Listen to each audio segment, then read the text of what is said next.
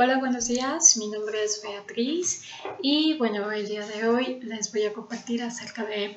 todos mis comentarios y opiniones acerca de los temas que vimos en la materia de condiciones laborales y factores psicológicos. Bueno,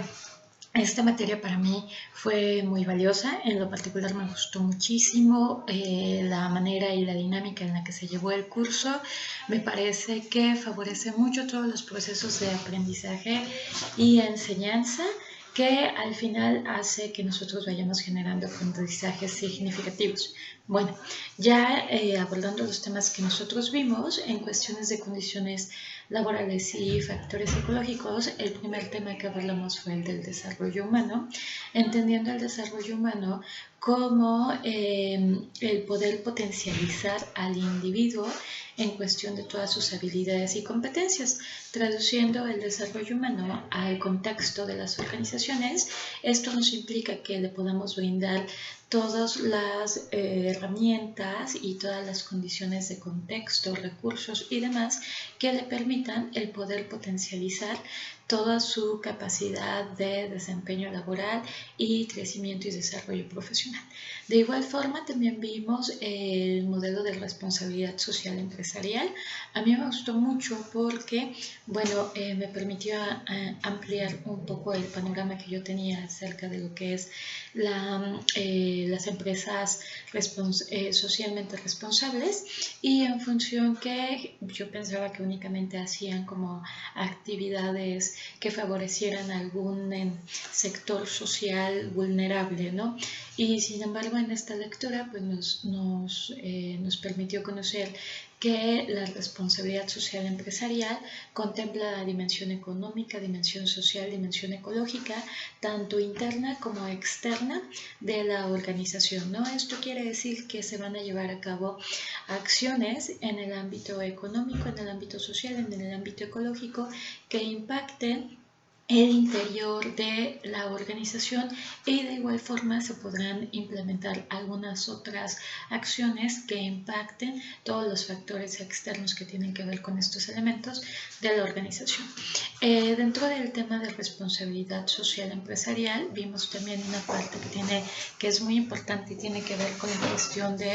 los derechos de los trabajadores, los derechos sobre todo a la vida privada, y a mí me pareció un tema sumamente valioso por la cuestión que a veces se nos olvida por el mismo tiempo de convivencia que llevamos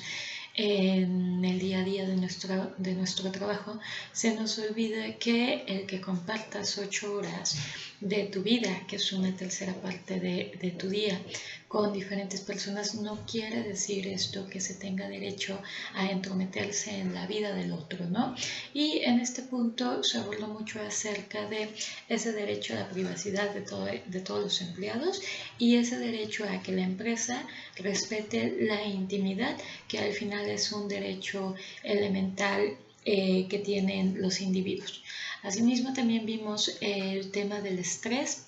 el estrés laboral,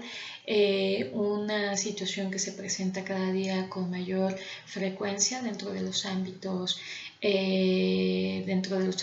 laborales, y sobre todo también que, bueno, aquí era muy importante hacer la distinción entre el estrés funcional y el estrés disfuncional. Aplicamos una lectura acerca de qué tanto en algunos momentos puede llegar a ser la función del supervisor o la conducta del propio supervisor la que genere un mayor incremento de estrés en los empleados, y pues vimos que había una correlación alta, ¿no? Otro tema también que se desarrollaba en este mismo estudio tenía que ver con el acoso laboral, tenía que ver con las conductas de bullying, y se venía haciendo como una cadenita, como un círculo vicioso, ¿no? En cuestión de que una de las causas que se habían observado en este estudio era el hecho que cuando un supervisor se encontraba estresado, se encontraba bajo situaciones de estrés, y que el estrés les puede generar la mala comunicación organizacional, la puede generar el tener una carga de trabajo que exceda, ¿no?, las capacidades del individuo, la puede generar también el hecho que alguien esté desempeñando funciones que no estén empatadas con su formación profesional, la pueden generar muchos otros factores, hasta los contextos físicos del trabajo pudieran llegar a ser elementos que generaran estrés. Pero bueno, retomando el otro punto, cuando un supervisor se encuentra bajo condiciones que le generan estrés, está experimentando estrés, es más proclive a tener conductas agresivas, y estas conductas agresivas a veces se pueden transformar en acoso laboral o en bullying, o también de otra manera pudiera un propio supervisor estar reforzando este tipo de conductas entre sus demás colaboradores, ¿no? Y al final la persona que está siendo víctima de este tipo de conductas por parte de sus compañeros, pues también como consecuencia va a sufrir de estrés, va a verse impactada su desempeño laboral, puede llegar de hecho hasta provocar ausentismo o la propia renuncia a la empresa, ¿no?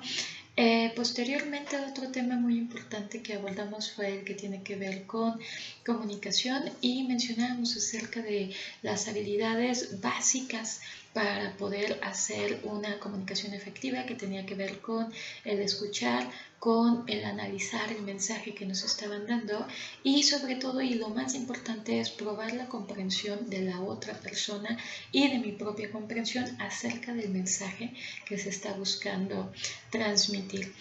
En esta parte de la comunicación venía lo que tiene que ver con el manejo de conflictos, y vimos que hay 5 modalidades en las que un líder puede manejar conflictos, y es el tipo evasivo, que al final es una situación de perder, no beneficia a nadie cuando un líder no se compromete y actúa ante un conflicto de manera evasiva, el tipo complaciente, donde ante la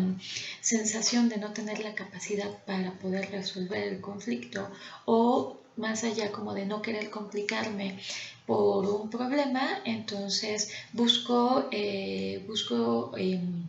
favorecer a una de las partes, o busco llegar a un acuerdo a manera que todos estén contentos, y tampoco esto es prudente, ¿no? Son situaciones de ganar-perder, o que más bien pudiera llegar a ser también perder-perder en determinadas circunstancias. El tipo impositivo es cuando no me importa lo que los demás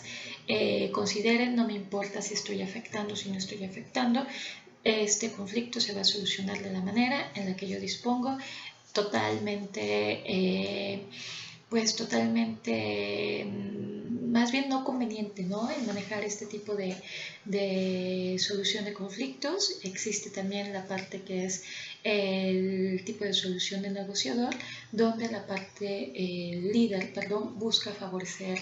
a ambas partes, es un poco en el ganar-ganar, y esta solución de conflictos se hace de una manera muy asertiva, pero siempre la mejor y la más recomendada va a ser el estilo de solución de conflictos colaborador, donde aquí sí es una total situación de ganar-ganar de todas las partes, pero sobre todo que también se esté involucrando el líder en este proceso de solución de conflictos. De igual forma, vimos un modelo de solución de conflictos súper sencillo, que implica nada más 3 pasos, y 3 pasos muy fáciles de poder poner en práctica. Y el primero tiene que, cuando se está viviendo una problemática o se tiene un conflicto con alguna persona, es bien importante que al momento que vayamos a abordar ese conflicto podamos utilizar una frase que contenga la conducta, las repercusiones y las emociones que está generando o que se están experimentando por ese problema, ¿no? Una vez que ya pusiste en palabras que cumplan estos 3 puntos, la problemática la puedes hablar con la persona con la que estés en conflicto, y el segundo paso es ponerse de acuerdo respecto al conflicto, ¿no? Que los dos entendamos, que los dos estemos en el mismo canal, que los dos, si no tenemos la misma perspectiva, pero sepamos que estamos trabajando sobre el mismo punto y qué es lo que buscamos solucionar. Y el tercer punto es poder ofrecer alternativas a la solución de ese conflicto, y de igual manera solicitar solicitarle a la otra parte que nos pueda mencionar distintas formas de solución del conflicto para finalmente poder llegar a un acuerdo para mejorar, para cambiar o disminuir la situación que nos está generando esa problemática. En el modelo de solución de conflictos se veía que cuando con estos pasos de este modelo de solución de conflictos no se llegaba a un acuerdo, era muy importante la intervención de un mediador, que en este caso era fungida por el líder, ¿no? Entonces, básicamente lo que el líder iba a hacer era el que las dos partes que estaban en conflicto pudieran expresar en una frase que hablara de la conducta, repercusiones y emociones de la problemática, y el que pudieran ponerse de acuerdo, que pudieran estar los dos en sintonía respecto a cuál es el conflicto, el pedir soluciones de ambas partes para solucionarlos, el buscar llegar a un acuerdo. Pero aquí lo más importante es que el líder, el mediador, lo que va, su mayor responsabilidad es el hecho de supervisar que se estén llevando a cabo los acuerdos. Sin embargo, hay conflictos que ni aún con un mediador se pueden llegar a solucionar, y es en este caso cuando ya surge la necesidad de la intervención de un árbitro, que el árbitro ya es el que viene y determina una forma en la que se va a solucionar este conflicto, y solamente se lleva la supervisión de que los acuerdos se estén llevando a cabo. En el tema de comunicación también algo que me gustó mucho que se abordara fue el tema del coaching. La función que desempeña un líder dentro de las organizaciones y la función que desempeña un líder para poder generar las mejores condiciones laborales es fundamental, ¿no? Y hoy en día está teniendo mucho peso este nuevo enfoque que tiene que ver con el coaching, y que a mí me encanta porque es como un acompañamiento, como con cuatro pasos bien importantes, el poder darle elementos a tu coaching para que pueda tener un crecimiento, ¿no? Y lo primero en lo que se le tiene que apoyar es poder describir el desempeño actual de la persona a la que se le está coachando. Generalmente estos procesos se recomiendan que el coach sea una persona externa a la organización. Sin embargo, también el líder puede llegar a generar este tipo de acciones de coaching para con sus colaboradores, ¿no? Entonces, lo primero es describir el desempeño actual de mi colaborador. Una vez que ya hemos descrito, siempre es muy importante el manejar toda esta descripción en un lenguaje positivo. El segundo paso es describir el desempeño que se desea lograr, ¿no? Hacia dónde se quiere llevar a la persona. El tercer paso es formalizar un compromiso de cambio. Aquí también es bien importante el que la persona que está siendo coachada pueda reconocer cuáles son esos recursos que puede llegar a potencializar para alcanzar su desempeño deseado. Y por último, el cuarto paso es el dar seguimiento a los compromisos de cambio que haya generado, ¿no? Como yo mencionaba, lo más recomendable es siempre que todos estos procesos de coaching se puedan llegar a dar por una persona externa a la organización. Sin embargo, también es muy bueno el poder aplicar algunas herramientas y elementos de coaching por parte del líder para sus colaboradores. Por último, las lecturas que vimos, las últimas lecturas que vimos fue acerca de la teoría de la motivación de Herzberg, donde habla de los factores higiénicos y de los factores motivacionales, ¿no? Los factores higiénicos tienen que ver con todo el contexto de trabajo, con todas las condiciones físicas, con todos los recursos, herramientas que la organización puede poner a disposición del trabajador, y también como factor de higiene se puede llegar a considerar el salario. Sin embargo, nos dice Herzberg que esos factores de higiene son como las necesidades básicas, las podríamos empatar como las necesidades básicas de las que nos habla Maslow en su pirámide de necesidades, y los factores de motivación son aquellos que ya tienen que ver con aquellas expectativas que tiene el trabajador, con aquellas deseos de logro, de reconocimiento y demás que puede llegar a experimentar un colaborador, y que al final van a ser lo que le va a dar el empuje, lo que le va a dar la motivación para poder tener un mejor desempeño dentro de la organización y al final el poder ir creciendo dentro de la misma, ¿no? Pues bueno, este es mi aportación y mis comentarios acerca de los temas que vimos en la materia. Para mí sí considero que México tiene un reto muy grande en cuestión de poder generar las mejores condiciones laborales para que sus trabajadores puedan estar en un contexto, puedan tener las herramientas y los recursos básicos para poder generar lo que es la satisfacción laboral, para poder tener una motivación laboral y que esto se traduzca en una mejor productividad, un mejor desempeño que al final va a representar en ganancias económicas para la empresa, ¿no? Las empresas que hoy en día no se han sumado a la perspectiva que el capital más importante de toda empresa es su capital humano, creo que si continúan en esa línea va a llegar un momento en el que no van a poder seguir avanzando, ¿no? Es bien importante que las empresas inviertan sus recursos, y no nada más económicos, sino todos los demás recursos, en poder brindarle mejores condiciones a sus trabajadores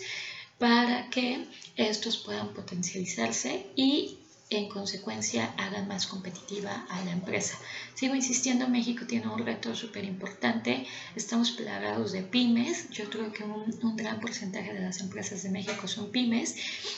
y pues de repente para las pymes les es complejo dejar de prestar atención en lo financiero y poder centrarse a todas estas áreas, ¿no? Entonces, no digo que no se vaya a lograr, yo creo que al final también es muy importante las pequeñas acciones que vayan sumando las personas que están en posiciones directivas y las personas que están en posiciones de recursos humanos, pero sí tampoco quiero ser como ilusa y pensar que lo que leo que se aplica en otros países son exactamente las mismas condiciones que se viven en México, ¿no? Creo que siempre es bien importante el regionalizar, el tropicalizar todos los conocimientos adquiridos para poder implementarlos y de la mejor manera en nuestro contexto real. Pues muchísimas gracias. Nuevamente quiero